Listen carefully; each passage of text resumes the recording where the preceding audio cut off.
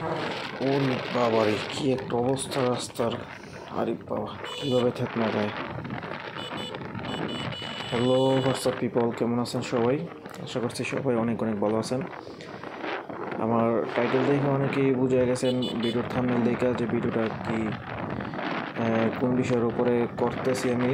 তো দেখেন, ঢাকা টু সিলেট, এটা হচ্ছে ভৈরবের রাস্তা আমাদের নরসিংদীতে।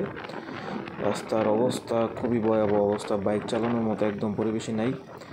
যারা বাইকের ভাই আছেন তারা তো অবশ্যই চিনবেন। এদিকে যারা টোরে যায় সিলেটের দিকে, ভৈরবের দিকে যারা যায় তারা অবশ্যই চিনবে। রাস্তার মধ্যে পিচ গইলার ঢেউয়ের মতো অবস্থা হয়ে গেছে। যারা নাকি এলাকার স্থানীয় লোক বা যারা নাকি রাস্তার পরিচিত লোক ছাড়া যদি অপরিচিত একটা লোক হঠাৎ করে এই রাস্তায় এসে এরকমভাবে মোটরসাইকেল চালায়, তাহলে নিশ্চিত অ্যাক্সিডেন্ট হবে এই রাস্তায়। আর রাস্তাটা একদম ভাঙাচোরা একটা রাস্তায়, এই যে অবস্থা, রাস্তার মধ্যে পিচ গইল অবস্থা নিয়েছে, টিলার মতো হয়ে রয়েছে। তারপরে তো রাস্তা গেছে বাইঙ্গা, রাস্তার মধ্যে শুধু গাড়ি চাকুনি দিয়ে আর কিছুই না। এই সে আপনাদের নরসিংদীর আপনার ভৈরবের রাস্তা, ঢাকা টু সিলেট হাইওয়ে রাস্তা। এই রাস্তা দিয়ে আপনার ঢাকা থেকে অনেক দূর দূরান্তের গাড়িগুলো ছেড়ে যায়। যেমন আছে আপনার ঢাকা টু সিলেটের গাড়ি আছে, তারপরে ঢাকা থেকে ব্রাহ্মণবাড়িয়ার গাড়ি আছে, তারপরে ঢাকা থেকে কিশোরগঞ্জের গাড়ি আছে। তো প্রায় কী বলবো আর, রাস্তার অবস্থা খুবই বাজে অবস্থা। তবে কাজ চলতেছে রাস্তার, আশা করা যায় খুব শীঘ্রই রাস্তাটা ঠিক হয়ে যাবে। আপনারা দেখতে থাকেন ভিডিওটা। আমি তো গেছিলাম ওইদিকে, তো আমি চিন্তা করলাম যে একটা ভিডিও বানাই, ভিডিওটা পোস্ট করে দেখে আপনারা কী অবস্থা রাস্তার। এই যদি হয় রাস্তার অবস্থা,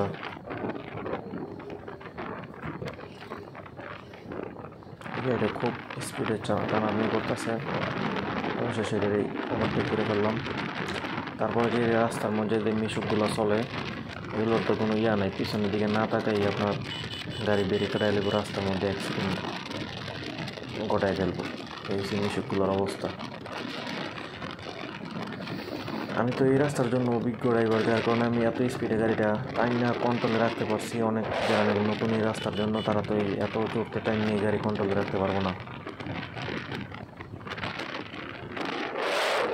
এই আর কি, আমাদের রাস্তার কাজ চলতেছে, অবশ্য আশা করা যায় 2-3 বছর পরে রাস্তাটা ঠিক হয়ে যেতে পারে। 4 লেনের রাস্তা হইব শুনতেছি। এটা তো দেখাইলাম আমি ভৈরবের রাস্তায়, তারপরে দেখাবো আপনাদের ইটারোলা থেকে বেলানগর পর্যন্ত কী একটা অবস্থা হয়। ওই রাস্তাটার একটা ভিডিও বানায় আপনাদেরকে আরেকদিন দেখাবো।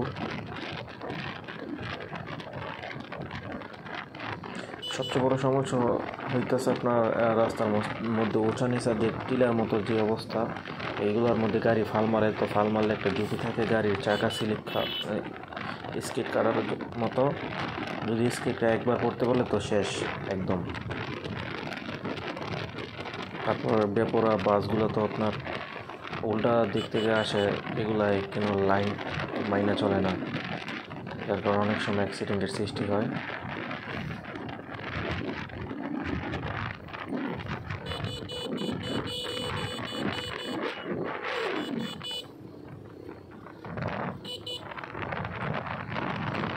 তো কী আর বলবো, মানে একদম মরণ ফাঁদের মতোই বলতে গেলে আমার মতো ছিল। তো আমি অনেক দিন পরে এই রাস্তায় গেছিলাম, অনেক দিন পরে এই রাস্তায় গিয়ে আপনার মানে ভৈরব থেকে রওনা দেওয়ার পথে আমি ভিডিওটা বানাইছিলাম।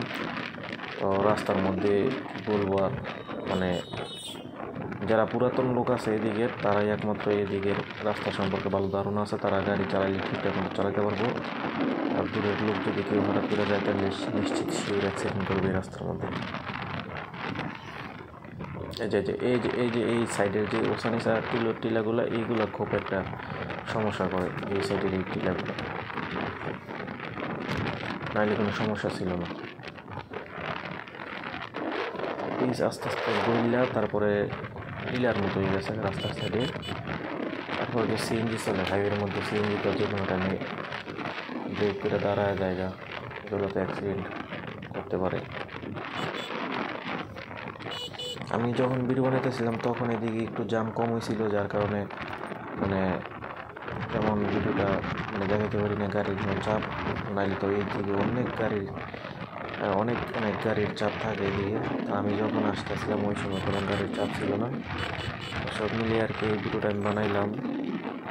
আপনারা ভালো খারাপ একটা কমেন্ট করবেন, আর যারা চ্যানেলে নতুন ভিউয়ার্স থাকলে আমার চ্যানেলটা সাবস্ক্রাইব করে পাশে থাকবেন। ধন্যবাদ সবাইকে, সবাই ভিডিওটা এনজয় করতে থাকেন। আমি আর কি বলবো, যারা চিনেন এদিকে তারা তো আপনারা জানেন এই রাস্তার অবস্থা যে কী ভয়াবহ অবস্থা। যতদিন না পর্যন্ত এই রাস্তার কাজ শেষ না হয় ততদিন পর্যন্ত এই রাস্তা ঠিক হবে না।